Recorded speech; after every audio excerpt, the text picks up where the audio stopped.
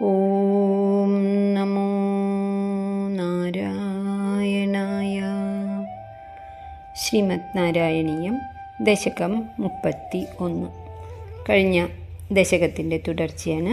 ഈ ദശകത്തിൻ്റെ പേര് തന്നെ മഹാബലി ദർപ്പശമനം എന്നാണ്. മഹാബലിയുടെ അഹങ്കാരം, മഹാബലിയോടുള്ള കാരുണ്യം കൊണ്ട് വാമനമൂർത്തി ശമിപ്പിച്ച് മഹാബലിയെ ഏറ്റവും ഉന്നതമായിട്ടുള്ള സ്ഥാനത്തേക്ക് അയക്കുകയാണ്. ഇവിടെ നമ്മൾ കഴിഞ്ഞ ദശകത്തിൻ്റെ അവസാനം കണ്ടു. അതിതേജസ്വിയായിട്ടുള്ള വാമനമൂർത്തിയെ മഹാബലി സ്വീകരിച്ചു, കാല് കഴുകിച്ചു, ആ ദിവ്യതീർത്ഥം തൻ്റെ ശിരസിൽ ധരിച്ചു. ഇനി ഈ ദശകത്തിൽ അതിനുശേഷം മഹാബലി അല്പം അഹങ്കാരത്തോടെ എന്ത് വേണമെങ്കിലും ചോദിക്കൂ, ഞാൻ തരാം എന്ന് പറയുന്നു. ഭഗവാൻ 3 അടി മണ്ണ് ആവശ്യപ്പെടുന്നു. മഹാബലി അല്പം പരിഹസിക്കുന്നു, എങ്കിലും കൊടുക്കാനൊരുങ്ങുന്നു. ശുക്രാചാര്യർ ബലിയെ വിലക്കുന്നു. മഹാബലി തൻ്റെ സർവസ്വവും ദാനം ചെയ്യുന്നു. അസുരന്മാർ തങ്ങളുടെ രാജാവിനെ ചതിച്ചു ഈ വാമനൻ എന്ന് കരുതി യുദ്ധത്തിനൊരുങ്ങുന്നു. മഹാബലി 2 അടികൾ മാത്രം കൊടുക്കാൻ സാധിക്കുന്നതായി കാണുന്നു. 3ാമത്തെ അടി എവിടെ വയ്ക്കും എന്ന് ചോദിച്ചു വാമനൻ. അപ്പോൾ തൻ്റെ ശിരസ് കാണിക്കുന്നു. ഭഗവാൻ മഹാബലിയെ അനുഗ്രഹിക്കുന്നു. അത്രയാണ് ഈ ദശകത്തിൽ. അതോടുകൂടി വാമനാവതാരം കഴിയാണ്. അതിയായ തേജസ്, ശരീരകാന്തിയുള്ള ഒരു ബ്രാഹ്മണകുമാരൻ തൻ്റെ യാഗം കാണാൻ വരുന്നു. എന്തെങ്കിലും സമ്മാനങ്ങൾ കൊടുക്കണം എന്ന് മാത്രം കരുതി വളരെ സന്തോഷിച്ചുകൊണ്ട് ഭഗവാനാണെന്നറിയാതെ മഹാബലി കൈകൂപ്പി ആ കുട്ടിയെ. പിന്നെ ആ തേജസ് കാരണം വിളിച്ചു, സിംഹാസനത്തിലിരുത്തി കാല് കഴുകിക്കുകയൊക്കെ ചെയ്തു. എന്നിട്ട് എന്തെങ്കിലും വേണോ, എത്ര വേണം എന്നൊന്നുമല്ല ചോദിക്കുന്നത്. ആദ്യം അങ്ങോട്ട് പറയാണ്, എന്തു വേണമെങ്കിലും ഞാൻ തരാം, ചോദിച്ചോളൂ. ഭൂമി വേണമെങ്കിൽ മുഴുവൻ തരാം, ദ്വീപ് വേണമെങ്കിൽ തരാം, ആന, കുതിര, എന്തു വേണമെങ്കിലും ചോദിക്കൂ എന്ന് പറയാണ്. ചിലരുടെ വാക്ക് നമ്മൾ കേട്ടിട്ടില്ലേ, അറം പറ്റുന്നു. അതുപോലെ എൻ്റെ വസ്തുക്കൾ സർവ്വതും ഞാൻ തരാം എന്ന് പറഞ്ഞ ആ വാക്ക് മഹാബലിക്ക് അങ്ങനെ തന്നെ സംഭവിക്കുകയാണ്.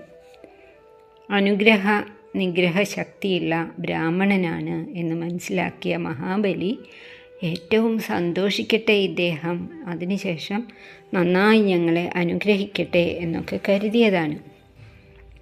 എന്തു തന്നെ ആയാലും ആര് വിചാരിച്ചാലും ഒരാൾക്കും സർവസ്വവും കൊടുക്കാനാവില്ല.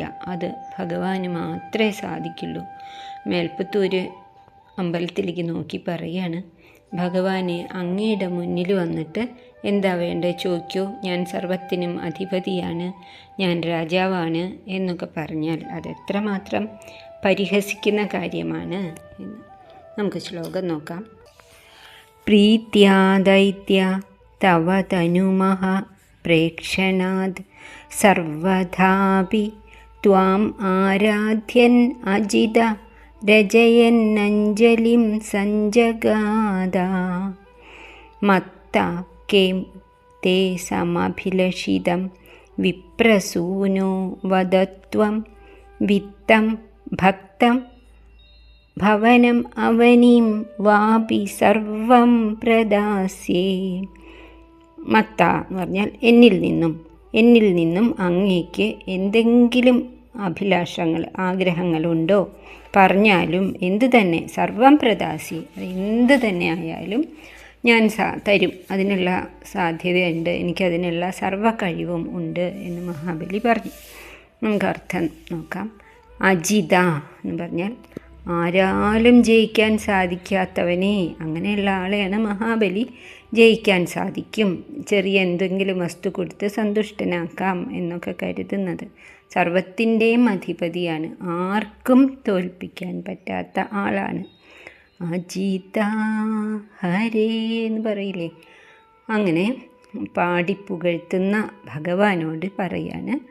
ദൈത്യ, അസുരചക്രവർത്തിയായിട്ടുള്ള ആ മഹാബലി, തവ തനുമഹ പ്രേക്ഷണാത്, അവിടത്തെ തനുവിൻ്റെ ആ ശരീരകാന്തിയുടെ വലിയതായ ശക്തി കാണുക മൂലം പ്രേക്ഷണാത് കണ്ടതുകൊണ്ടുണ്ടായ പ്രീത്യ അത്ഭുതവും സന്തോഷവും ഒക്കെ മൂലം സർവഥാ അഭി എല്ലാവിധത്തിലും ത്വാം ആരാധ്യൻ അങ്ങയെ സന്തോഷിപ്പിക്കണം, അങ്ങയെ ആരാധിക്കണം എന്ന് കരുതി അത്രയേറെ തേജസ്സുള്ള ഈ കുട്ടി സന്തോഷിച്ചാൽ തനിക്ക് വലിയ അനുഗ്രഹം, ബ്രാഹ്മണൻ്റെ അനുഗ്രഹം കിട്ടും.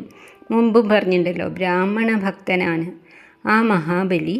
അഞ്ജലിം രചയൻ കൈകൂപ്പിക്കൊണ്ട് സഞ്ജഗാത നന്നായിട്ട് നല്ല വാക്കുകളെ പറഞ്ഞു. ആ ബ്രാഹ്മണക്കുട്ടിയോട്, വാമനമൂർത്തിയോട് പറഞ്ഞു. വിപ്രസൂനോ അല്ലയോ ബ്രാഹ്മണകുമാര, തേ അവിടത്തേക്ക് മത്ത ഞാൻ എന്താണ് തരേണ്ടത്, എന്നിൽ നിന്നും എന്താണ് വേണ്ടത്, സമഭിലഷിതം കിം എന്താണ് അങ്ങ് ആഗ്രഹിക്കുന്നത് എന്ന് ത്വം വ്യക്തം വദ. വാമനനാണെന്നറിയില്ലല്ലോ, ബ്രാഹ്മണകുമാര അങ്ങ് വ്യക്തമായിട്ട് പറഞ്ഞാലും എന്ന് പറഞ്ഞു മഹാബലി.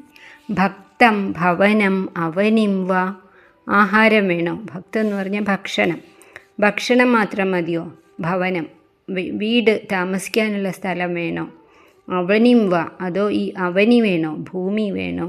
സർവമഭിപ്രദാസ്യേ എന്തു വേണമെങ്കിൽ തരാൻ എനിക്ക് കഴിയും, മടിക്കണ്ട, ചോദിച്ചുകൊള്ളൂ എന്ന്. ഗൃഹസ്ഥന്മാർ പോലും അവരുടെ വീട്ടിലേക്ക് വരുന്ന അതിഥികൾ സന്തോഷത്തോടെ മടങ്ങിപ്പോട്ടെ എന്ന് കരുതും. പറ്റുകയാണെങ്കിൽ എന്തെങ്കിലും സമ്മാനമൊക്കെ കൊടുക്കും.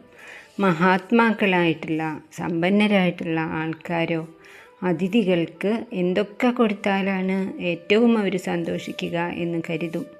അതുപോലെ ഈ ബ്രഹ്മചാരിയുടെ ആഗ്രഹം എന്തു തന്നെയായാലും അത് വളരെ പ്രശസ്തമായ രീതിയിൽ തനിക്ക് നൽകാൻ സാധിക്കട്ടെ എന്ന് കരുതിയിട്ടാണ് എന്തു വേണമെങ്കിൽ നൽകാം എന്ന് പറയണത്. ഒരിക്കലും ആർക്കും പരാജയപ്പെടുത്താനാവാത്തവനാണ് അജിതൻ.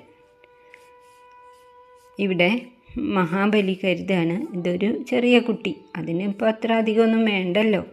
ഞാനാണെങ്കിലോ എത്രയോ വലിയ മഹാരാജാവ്, 3 ലോകവും എൻ്റെ കീഴിൽ.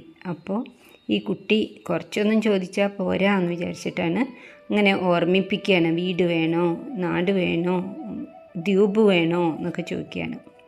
എന്നാൽ അദ്ദേഹത്തിൻ്റെ മുത്തച്ഛനായിരുന്ന പ്രഹ്ലാദൻ അങ്ങനെ ആയിരുന്നില്ല. രാജ്യാധികാരോ സമ്പത്തോ സ്ഥാനമാനങ്ങളോ ഒന്നും തന്നെ അദ്ദേഹത്തിനെ ആകർഷിച്ചിരുന്നില്ല.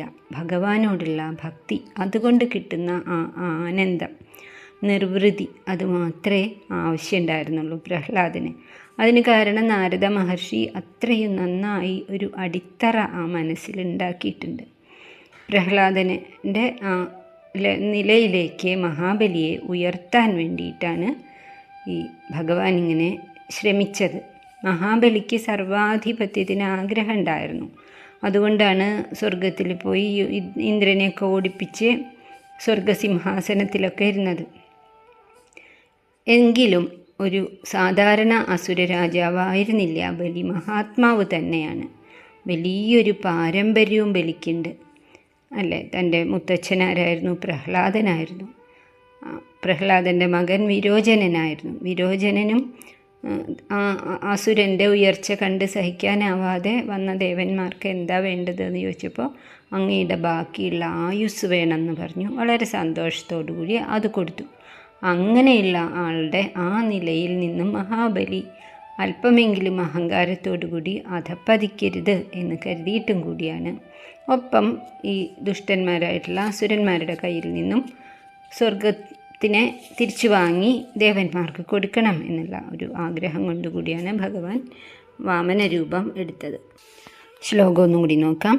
പ്രീത്യാ ദൈത്യ തവ തനുമഹ പ്രേക്ഷണാത് സർവധാപി ത്വാം ആരാധ്യൻ അജിത രചയന്നഞ്ജലിം സഞ്ജഗാദ മത്ത കിം തേ സമഭിലഷിതം